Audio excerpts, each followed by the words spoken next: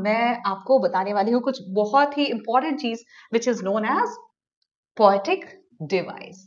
और poetic device बताने से पहले मैंने आपको फर्स्ट वीडियो जो है उसमें राइमिंग स्कीम नहीं बताई थी।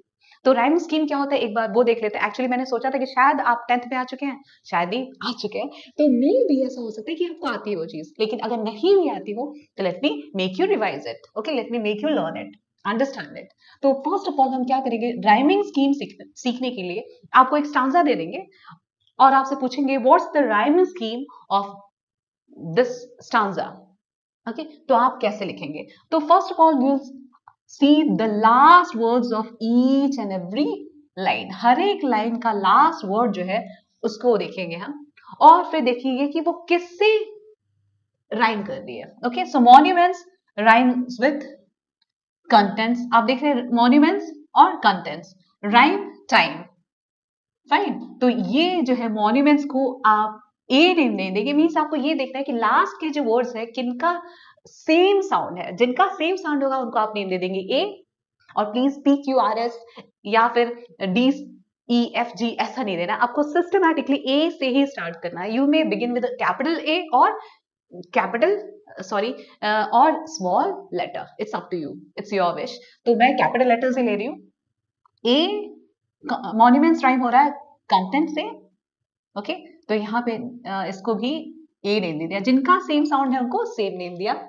फिर राइम राइम्स विद टाइम, तो यहाँ पे इसका नेम हो गया बी। बी जिसका साउंड सेम है उसको आप सेम नेम देंगे, सेम लेटर दे देंगे। तो अब इसका राइम स्कीम क्या हो गया, आप देखिए, A B A B.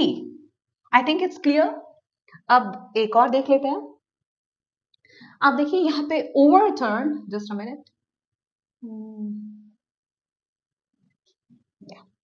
Overturn जो है, ओवरटर्न मैसनरी, ये लास्ट वर्ड्स को सिर्फ देखना है। Memory, enmity. अब आप देखो यहाँ पे ओवरटर्न किससे राइम हो रहा है, बर्न से, है ना। तो इसको क्या नेम दे दिया हमने, ए और ए दोनों, जिसका सेम साउंड उसको same name. Masonry rhymes with memory, तो इसको नेम दे दिया बी बी। ओके, और एनमिटी को आप क्या दे सकते हो, सी दे सकते हो।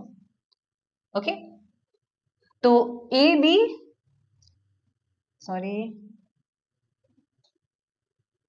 ए बी सी, तो इस तरीके से राइमिंग स्कीम हम देंगे। तो ये बहुत ही सिंपल सी चीज होती है, लेकिन कई बार ये पूछ लेता है। सो जस्ट अब मैं आपको पोएटिक डिवाइसेस के बारे में बताती हूँ। यहाँ पे कौन सा पोएटिक डिवाइस यूज किया गया, आपको आप देख रहे हैं, नॉट और नॉर का जो बिगिनिंग लेटर है या बिगिनिंग जो साउंड है वो है N, and it has been repeated. तो उसे हम क्या बोलेंगे, आपको याद होगा, जब बिगिनिंग के जो लेटर्स होते हैं या बिगिनिंग के जो साउंड्स होते हैं वर्ड्स के, वो भी एक ही लाइन में, कौन से साउंड्स, कॉन्सोनेंट साउंड्स, अगर वो रिपीट हो रहे हैं तो उसे हम क्या बोल देते हैं, एलिटरेशन। ठीक है, तो आप देखिए यहाँ पे एलिटरेशन है, यहाँ पे मार्बल्स का एम और मॉन्यूमेंट्स का एम, ये भी कॉन्सोनेंट साउंड है, ये भी रिपीट हो रहा है बिगिनिंग में, वर्ड्स के बिगिनिंग में। तो इसे भी हम क्या बोलेंगे, कौन सा poetic device, alliteration. All it, फिर एरा, और आ गया हमारा शन, एलिटरेशन। ओके, बहुत सिंपल है। नाउ और पोएटिक डिवाइसेस देखते हैं।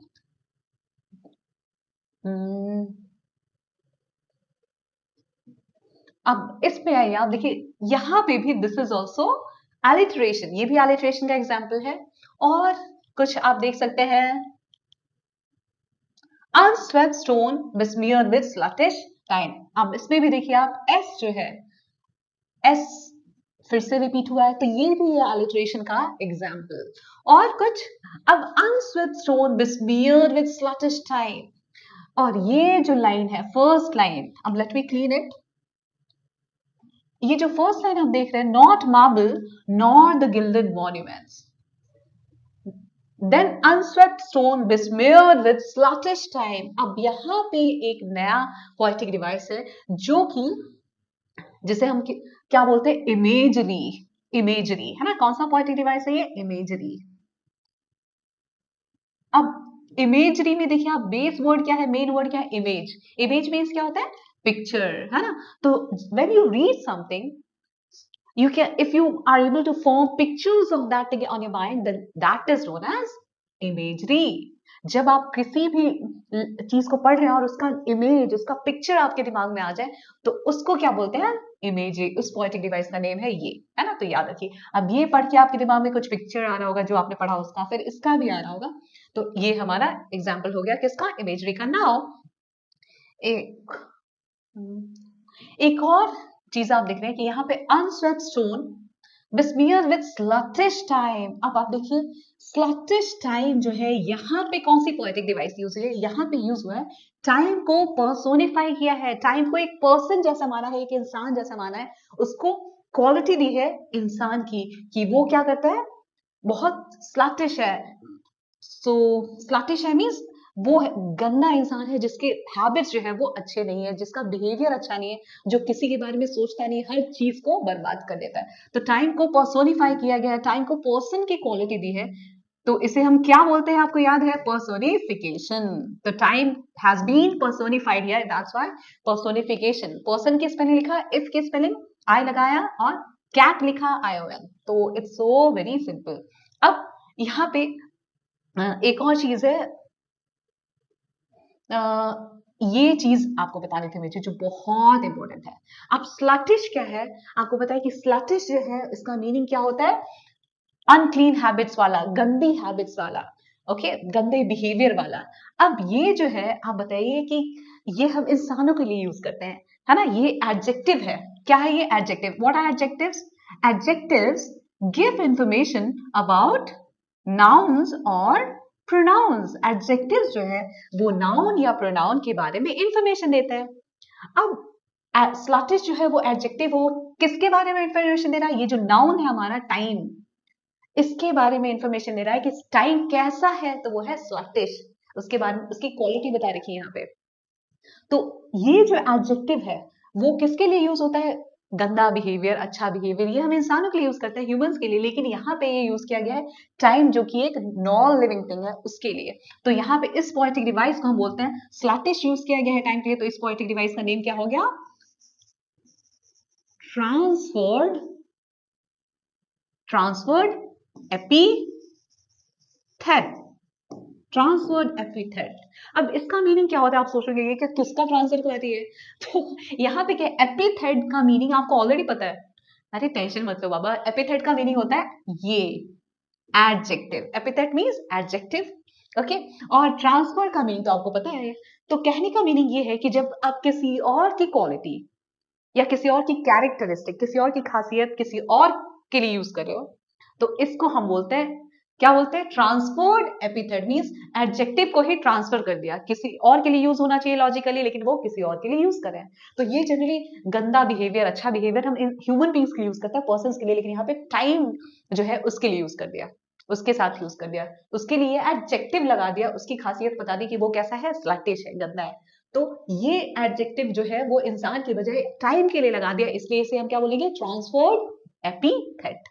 अब एक और एग्जांपल दूं आपको, हैप्पी बर्थडे। आपने तो ये सुना ही होगा और सेलिब्रेट भी किया होगा, है ना? बर्थडे। तो आप बर्थडे, आपको पता है बर्थडे क्या है? वो आपको पता है नॉन लिविंग थिंग है।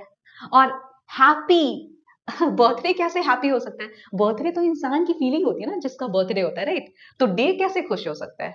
कोई बर्थडे, बर्थडे कोई खुश होने वाली चीज, वो खुश हो ही नहीं सकता। ये तो इंसान खुश होता है या दुखी होता है, राइट? तो बर्थडे को आपने एडजेक्टिव यानी कि एपिथेट लगा दी, कौन सी? हैप्पी वाली।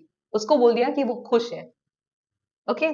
तो हैप्पी जो एडजेक्टिव है वो आपने पर्सन की बजाय बर्थडे के लिए यूज कर दिया। तो इससे क्या बोलते हैं हम?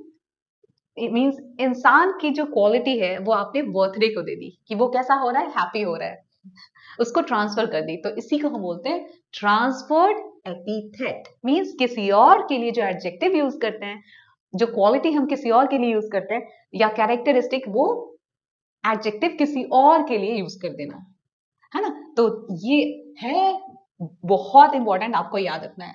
Now let's go ahead. अब आगे चलते हैं और देखते हैं और कौन से पोएटिक डिवाइसेस यूज किए हैं। And let me tell you one thing friends, कि मैंने जो पढ़ा दिया ना, वो मैं वापस आपको ऐसे ही मतलब फास्ट फास्ट बताऊंगी क्योंकि फिर वीडियो काफी ज्यादा लेंथी हो जाता है, तो आप लोगों का टाइम भी वेस्ट होता है। जो पता है आपको उसमें क्यों टाइम वेस्ट करना, तो ये आपको पता है अलिट्रेशन का एग्जाम्पल है ना। और यहाँ पे ये भी अलिट्रेशन का एग्जाम्पल है। अब यहाँ पे बोल रहे हैं वेस्टफुल वॉर्स, वेस्टफुल वॉर्स, आप ये भी अलिट्रेशन का एग्जाम्पल आप देख रहे हो। यहाँ पे एक और पोएटिक डिवाइस है, मतलब वॉर जो है आपको पता है वॉर क्या है, एक नाउन है।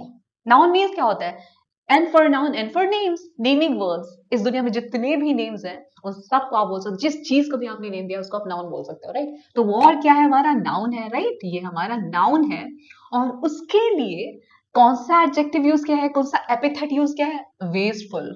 ओके, उसको और वेस्ट, आप बताओ वॉर कोई ऐसी चीज है क्या जो वेस्ट करेगी किसी चीज को, वॉर नॉन लिविंग थिंग है, वो कैसे वेस्ट कर सकती है किसी चीज को, इंसान कर सकता है ऐसा। तो इसलिए ये वॉर जो नाउन है इसके लिए गलत, ये एडजेक्टिव इंसानों के लिए यूज हो सकती है, किसी एनिमल के लिए यूज हो सकती है, लेकिन ये इसके लिए नहीं हो सकती वॉर के लिए। लेकिन ये एडजेक्टिव, ये एपिथेट जो जिसके साथ यूज होना चाहिए उसके लिए नहीं, किसी और के को ट्रांसफर कर दिया गया, किसी और के लिए यूज कर दिया गया है, जो कि है वॉर।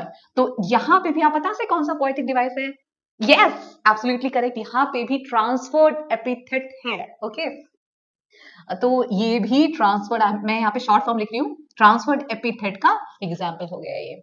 और एक और एग्जाम्पल, एक और चीज का एग्जाम्पल है ये। अब यहाँ पे आप देखो वॉर को एक अब एक बात ध्यान रखना फ्रेंड्स कि एक ही लाइन में बहुत सारे पोएटिक डिवाइसेस हो सकते हैं, more than one poetic devices हो सकते हैं। तो आपको अगर ये लाइन दे दिया तो आप ये सारे पोएटिक डिवाइसेस जो मैं बता रही हूँ वो सब आप लिखोगे, सब लिखना पड़ेगा। ओके, तो वेस्टफुल वॉर में आप देखो वॉर को एक इंसान जैसा माना है और बोला है कि ये वेस्ट करता है ना, बर्बाद करता है। तो वॉर को एक इंसान की क्वालिटी दी है, एक पर्सन की क्वालिटी दी है, तो यहाँ पे आप बोल सकते हो ये क्या है, personification का एग्जाम्पल है। War has been treated as a person, that's why ये personification, personification भी है। ओके, personification भी है। नाउ यहाँ पे देखो आप मार्स को भी, मार्स के लिए भी हिज का यूज किया गया है। ओके, आप देख रहे हो मार्स आपको पता है ये गॉड है, या फिर आप बोल सकते हो प्लैनेट है। तो ये जो है इनके लिए हिज यूज किया है। हिज हम किसके लिए यूज करते हैं, we use it for the persons और फॉर द ह्यूमंस, लेकिन यहाँ पे भी इनके लिए हिज यूज किया है, इसलिए ये भी क्या हो गया हमारा पर्सोनिफिकेशन, राइट। और बाकी पोएटिक डिवाइसेस जो मैंने आपको पढ़ाई है वही सब चीजें हैं। नाउ अब यहाँ पे भी आई गेस आप इमेजिन कर सकते हो, when wasteful war shall statues overturn and boys root out the work of masonry, nor Mars his sword, nor war's quick fire shall burn the living record of your memory. अब यहाँ तक आप when you read this you may form, you can form images, है ना, ये spontaneously होगा, obviously होगा कि इमेजेस आपके दिमाग में आ जाएंगे, पिक्चर्स आ जाएंगे। तो ये भी this is also an example of imagery, ये भी इमेजरी हो गया, पूरा का पूरा इमेजरी। क्यों इमेजेस बन रहे हैं मन में पढ़ते वक्त, तो इमेज की स्पेलिंग लिखी और री लगा दिया। ओके, सो ये है हमारा पोएटिक डिवाइसेस जो हमने अभी देखा है इसमें। ओके, नाउ और कुछ है, एक और चीज आप बोल सकते हो कि, जस्ट अ मिनट, यहाँ पे आप देखो oblivious enmity, oblivious enmity, enmity means दुश्मनी और ऑब्लिवियस मीन्स फॉरगेटफुल, सब कुछ भूल जाने वाली। अब दुश्मनी जो है उसको कौन सी क्वालिटी दे दी है, भुलक्कड़ होने की। तो आप ये भी क्या बोल सकते हो, भुलक्कड़ कौन होता है, इंसान होता है, लेकिन यहाँ पे बोला है कि दुश्मनी जो है वो सब कुछ भूल जाती है। दुश्मनी एक नाउन है, यहाँ पे उसको नाउन जैसा ट्रीट किया है। और ये एपिथेट, ये आप बोल सकते हो कि ये इसके लिए एडजेक्टिव यूज किया है, या और इसको ट्रांसफर किया है इस दुश्मनी के लिए, एनमिटी के लिए। बल्कि भुलक्कड़ हम किसको बोलते हैं, इंसानों को के लिए यूज करते हैं, लेकिन ये एक अलग चीज के लिए यूज किया गया है जिसके साथ हम नहीं यूज करते हैं जनरली, इलॉजिकल है। तो इसे भी हम क्या बोलेंगे, ट्रांसफर्ड एपिथेट का एग्जाम्पल। ओके, तो आई थिंक इतना आपको। अब यहाँ पे भी देखो, when wasteful war shall statues overturn, तो यहाँ पे आप बोल सकते हो कि पर्सोनिफिकेशन भी है। वॉर को बोला है कि वॉर जो है सब कुछ जो है वो क्या कर देगा, ओवरटर्न कर देगा, हर चीज को उखाड़ देगा, बर्बाद कर देगा, तबाह कर देगा। तो यहाँ पे आप बोल सकते हो कि वॉर को पर्सोनिफाई किया है, तो ये भी पर्सोनिफिकेशन का एग्जाम्पल है। Now is there anything else? अब आपको पता है अलिट्रेशन जहां जहां पे, वो मैं नहीं बताऊंगी, अब देखते हो आप कितना कर पाते हो। अलिट्रेशन तो बहुत भर भर के है मुझसे। Okay. So this was the poem. What did it teach you? आपको पता है आप जो भी पढ़ते हैं सब चीजें आपको कुछ ना कुछ सिखाती है. तो यहाँ पे इसने आपको क्या सिखाया इस poem में?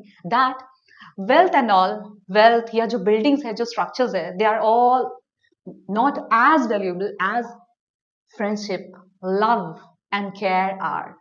So ये wealth जो है किसी काम का नहीं है. काम की क्या चीजें हैं आपको पता है. वो जज्बात, वो feelings जो हमेशा जिंदा रहती है. वेल्थ तो एक दिन खत्म हो जाएगा, लेकिन ये सारी चीजें आपको पता है, time and tide wait for none. हर चीज को बर्बाद कर देता है वक्त, भले ही कितनी भी कीमती क्यों ना हो. तो इसलिए अपने फ्रेंड्स के साथ अच्छे से रहिए, अपने नियर एंड डियर वंस को जितना हो सके प्यार दीजिए, because you know that this thing will always be there. It will be there forever. So thanks for watching. Bye bye. Take care. Stay healthy and do subscribe to EduRack. Bye. Take care.